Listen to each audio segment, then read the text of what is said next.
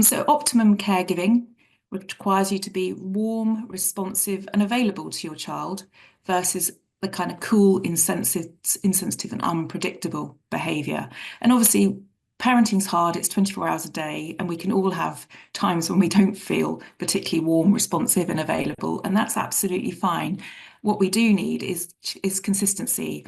And if you're chronically cool, insensitive, and unpredictable around your child, then that's going to be a problem. But we all have bad days, and usually we make up with it, even if we've lost our temper. We'll often make up with a cuddle what we call repatriation afterwards, and that's fine. So sometimes people think, oh, I lost my temper once, that's going to damage my child. It certainly won't if the majority of the time you're consistently warm and responsive. So primary attachment windows. So while the baby's in the uterus is a key time for attachment. We often think that attachment doesn't start till you're born, but actually it starts, all those attachments start forming. What kind of things do you think are really important to that baby in the uterus to make them feel safe and secure? There's been quite a lot of research. In fact, a research paper came out yesterday around this, doing research into healthy attachments in the womb. What kind of things do you think when you're pregnant really help that attachment? Oh, mine loves singing. Yeah, yeah, yeah. So noise, voices. Obviously, the voice they're going to hear the most is that of the mother because they're attached to that one. So yes, lots and lots of noise and chatter, and what might not be optimum thing to be sort of around when you're pregnant that could disrupt the attachment. Any ideas? Margarita said stress. Stress, exactly. Yeah. So there is lots of research to show that if you are stressed in pregnancy, and that could be for a variety of reasons and sometimes out of your control, you release a hormone called cortisol. And cortisol coursing through the body during pregnancy can have a really negative impact on the development of the baby. So my PhD was around this subject. So we were looking at babies who'd maybe experienced quite a lot of stress with domestic abuse in pregnancy. So mums who came forward who were experiencing a lot of stress, usually through conflict in relationships. And their babies tended to be born as the ones that would be quite unsettled, quite difficult to bond with. They would be the babies that would be presenting with colic and with reflux.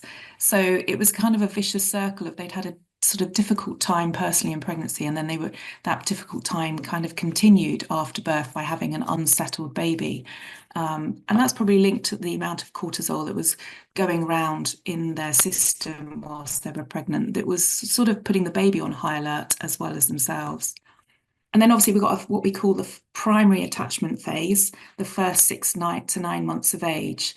Anyone working with like babies around this age, 6 to 9 months, is there anything that you kind of notice when babies reach it's usually around 8 months, something starts to happen? Is anyone aware of what that could be?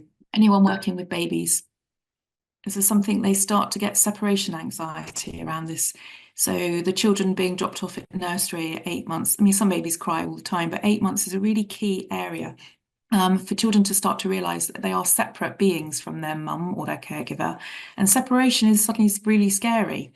And it's when you've worked out that actually you're starting to become independent, and the thought of separating from your caregiver who gives you all the warmth and nurture and safety is terrifying. So that's when we start to see what we call stranger danger, and it's quite a key attachment phase. And for me, working as a psychologist with babies and children who might have experienced trauma, we would probably see a child who maybe hasn't had a very good start for the first 9 months of life, who maybe has experienced excessive trauma, abuse, violence, neglect. They might not react at this time. They might be quite ambivalent about the fact that their care is gone because so many parts of their brain have been sort of shut down over what they may have experienced in the earliest 9 months of life. We'll talk a bit more about that later. And then there's another primary attachment window, adolescence, which obviously anyone who's ever lived with teenagers, I've got 3 of them, will understand this is another reshaping of the brain. So all of those neurons that were fixed massively in the first 6 to 9 months of life, and then they sort of continue to learn and grow and connect through the next years, and then they all disconnect again in adolescence. Why do you think that might be? Why do you think it all kind of kind of combobulates again in adolescence? Why does that happen to the brain, do you think? Are you on mute? Oh, I'm sorry. That's To all right. individualize and separate.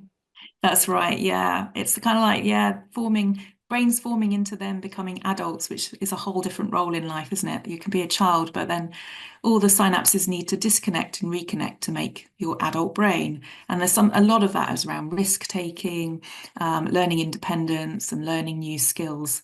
And it can be quite a difficult time. And I think the research shows that the more difficult the first few years of your life may have been, the more difficult you may find adolescence, or the longer you'll go through the adolescent period. So some children go through it quite quickly and come out the other end, whereas some have a very long, prolonged period of adolescence, going up to sometimes the age of 24.